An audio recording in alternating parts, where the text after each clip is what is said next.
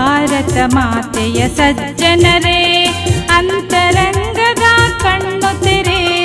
ಭಾರತ ಮಾತೆಯ ಸಜ್ಜನರೇ ಅಂತರಂಗದ ಕಣ್ಣು ತೆರೆ. ಆಡುತ್ತಾ ಹಾಡುತ್ತಾ ಅಬಾ ಏನ್ ಬೇ ಭಾರಿ ಖುಷಿಲಿ ಹಾಡ್ಕೊಂತ ಬರಾಕತ್ತಿದ್ದಿ. ಎಲ್ಲೋಗಿದ್ದೆ? ನಮ್ ಗೆಳತಿಯರ ಜೊತೆ ಆಟ ಆಡಕ್ ಹೋಗಿದ್ನಪ್ಪ.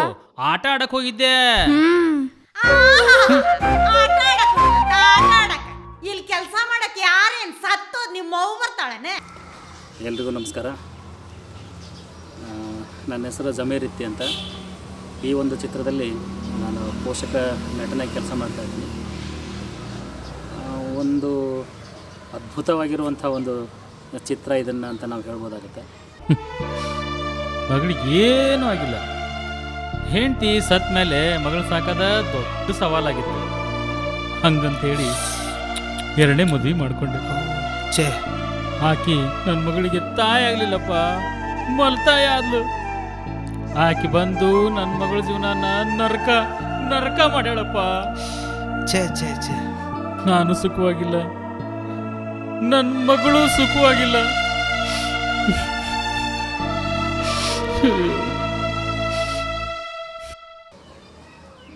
ಸಾಮಾನ್ಯವಾಗಿ ನಮ್ಮ ಮಧ್ಯದಲ್ಲಿ ಸಾಕಷ್ಟು ಘಟನೆಗಳು ನಡೆದು ಹೋಗ್ತಾವೆ.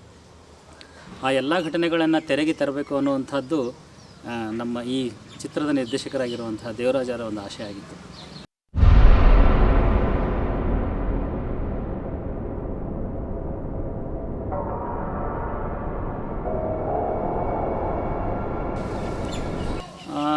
ಈ ಚಿತ್ರದಲ್ಲಿ ಇನ್ನೊಂದು ವಿಶೇಷತೆ ಏನಂತಂದರೆ, ಇಲ್ಲಿ ಅನುಭವ ಇಲ್ಲದೆ ಇರೋಂಥ ಮಕ್ಕಳನ್ನು ಕಟ್ಕೊಂಡು ಒಂದು ತಂಡವನ್ನಾಗಿ ಮಾಡಿಕೊಂಡು ಅವರನ್ನು ನಟರನ್ನಾಗಿ ಮಾಡಿ ಅವರಿಂದ ಭಾವನೆಗಳನ್ನು ಹೊರಗೆ ತಗೊಂಡು ಬರುವಂಥದ್ದು ನಿಜವಾಗ್ಲೂ ಒಂದು ಅದ್ಭುತವಾಗಿರುವಂಥ ಕೆಲಸ ಅದು.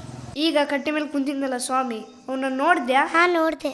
ಆ ಮಂತ್ರವಾದಿ ಇದಾನಲ್ಲ, ದೆವ್ವ ಬಿಡಿಸ್ತಾನಂತೆ, ಭೂತ ಬಿಡಿಸ್ತಾನಂತೆ, ಜ್ವರ ನೋಗಿಸ್ತಾನಂತೆ. ಹೌದಾ? ಆ ಸ್ವಾಮೀಜಿ ಜ್ವರನೂ ಬಿಡಿಸ್ತಾನ, ದೆವ್ವನೂ ಬಿಡಿಸ್ತಾನ? ಹಾ, ಹೌದು.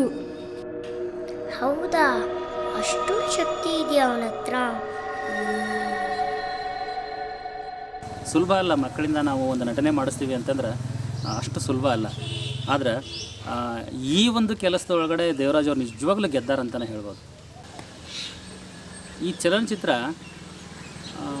ಹಲವಾರು ಆಯಾಮಗಳನ್ನು ನಮ್ಮ ಮುಂದೆ ಇಡ್ತದೆ. ಇಷ್ಟು ವರ್ಷಗಳ ಕಾಲ ನಾವು ಅನುಭವಿಸ್ತಿರುವಂತಹ ಅನಕ್ಷರತೆ ಆಗಿರ್ಬೋದು. ಸಾವಿತ್ರಿ, ಸಾವಿತ್ರಿ ಯಾರದು? ನಾವ್ರಿ ಅಕ್ಕರ. ಸಾವಿತ್ರಿ ಇಲ್ಲೇನ್ರಿ? ಯಾಕ ಏನಾಗಬೇಕಾಗಿತ್ತ? ಆಕಿಗೆ ಆರಾಮಿಲ್ಲ. ಯಾಕಿಲ್ರಿ ಅಕ್ಕರ? ಶಾಲಿಗೆ ಬರ್ತೀನಿ ಅಂದಿದ್ಲೆ, ಅದಕ್ಕೆ ಕರೆಯಕಂತ ಬಂದ್ವಿ. ಕರ್ಮ ಕರ್ಮ, ಶಾಲೆಗೆ ಹೋಗಿ ಏನು ಉದ್ಧಾರ ಮಾಡ್ಬೇಕಂತ ಮಾಡಿರಿ? ಮೂಢನಂಬಿಕೆ ಆಗಿರ್ಬೋದು, ಬಾಲ್ಯ ವಿವಾಹ ಆಗಿರ್ಬೋದು, ಇದೆಲ್ಲದರ ಮೇಲೆ ಬೆಳಕು ಕೊಡೋದ್ರ ಜೊತೆಗೆ ನಮ್ಮನ್ನು ಒಂದು ರೀತಿಯಲ್ಲಿ ಪರೀಕ್ಷೆಯನ್ನು ಕೂಡ ಮಾಡುತ್ತೆ. ಜೊತೆಗೆ ಇತ್ತೀಚೆಗೆ ತುಂಬ ಅವಶ್ಯಕತೆವಾಗಿರುವಂಥ ಸ್ವಚ್ಛ ಭಾರತದ ಕಡೆ ನಮ್ಮನ್ನು ತೆಗೆದುಕೊಂಡು ಹಾಗೆ ಚಲನಚಿತ್ರ ಅನಾವರಣಗೊಳ್ತಾ ಹೋಗುತ್ತೆ. ಈ ಎಲ್ಲ ಆಯಾಮಗಳು ತೆರೆ ಮೇಲೆ ಬಂದಾಗ ಇದು ನಿಜವಾಗ್ಲೂ ಒಂದು ಅವಾರ್ಡ್ ಮೂವಿ ಅನ್ನೋದರಲ್ಲಿ ಯಾವುದೇ ಡೌಟ್ ಇಲ್ಲ. ಯಾಕೆ ಹೇಳ್ತಾ ಇದೀಯಾ? ನಮ್ಮೂರಲ್ಲಿ ನಮ್ಮ ಫ್ರೆಂಡ್ ಇದ್ದಾಳೆ, ಅವಳಿಗೆ ಮದುವೆ ಮಾಡ್ತಾರಂತೆ. ಏನು ಮದುವೆನಾ? ಹೌದು.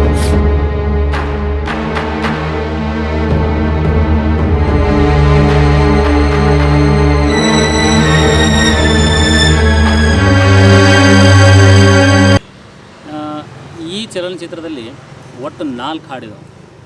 ಆಡುತ್ತಾ ಹಾಡುತ್ತಾ ತಕ್ಕಥೈ ತಕ್ಕಥೈ ಕುಣಿಯುತ್ತಾ. ಆಡುತ್ತಾ ಹಾಡುತ್ತಾ ತಕ್ಕಥೈ ತಕ್ಕಥೈ ಕುಣಿಯುತ್ತಾ. ನಲಿಯುವ ಚಿಣ್ಣರು ನಾವು, ನಲಿಯುವ ಚಿಣ್ಣರು ನಾವು. ನಾನು ಆಗಲೇ ಹೇಳ್ದಂಗೆ ಇಲ್ಲಿ ಹೊಸ ಮಕ್ಕಳನ್ನ, ಅನುಭವ ಇಲ್ಲದೆ ಇರುವಂಥ ಮಕ್ಕಳನ್ನ ತಗೊಂಡು ನಾವು ಮಾಡ್ತಾ ಇದ್ದಂತೂ ನಿಜವಾಗ್ಲೂ ಭಾಳ ಕಷ್ಟದ ಕೆಲಸ ಅಂತ ಹೇಳಿದೆ. ಅಂಥ ಮಕ್ಕಳನ್ನ ಕಟ್ಕೊಂಡು ಇಲ್ಲಿ ಮಾಡುವಂಥ ಒಂದು ವಿಚಾರದೊಳಗಡೆ ದೇವರಾಜ್ ಅವರು, ಅವ್ರದ್ದು ಒಂದು ಫೋಟೋ ಅದ ದೇವರಾಜ್ ಅವ್ರದ್ದು, ಹಿಂಗೆ ಯಾವಾಗಲೇ ಥಮ್ಸ್ ಅಪ್ ಆಗಿರುವಂಥ, ನಿಜವಾಗ್ಲೂ ಥಮ್ಸ್ ಅಪ್ ಅವರು. ಯಾಕಂದರೆ ಈ ಸಿನಿಮಾ ಈಗಾಗಲೇ ತೆರೆಗೆ ಕಾಣಬೇಕಾಗಿತ್ತು.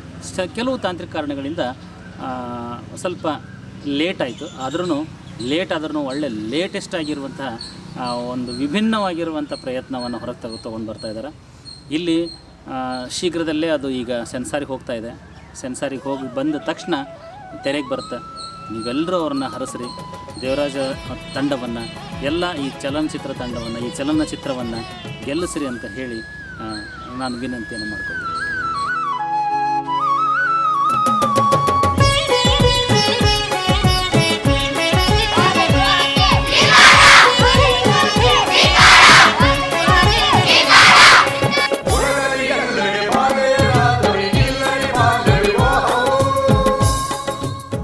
ಅದರಲ್ಲಿ 3 ಹಾಡುಗಳನ್ನು ನಿಂಗು ಸಲ್ಗಿಯವರು, 1 ಹಾಡನ್ನು ಗಂಗಾಧರ್ ನಂದಿಯವರು ಬರೆದಿದ್ದಾರೆ.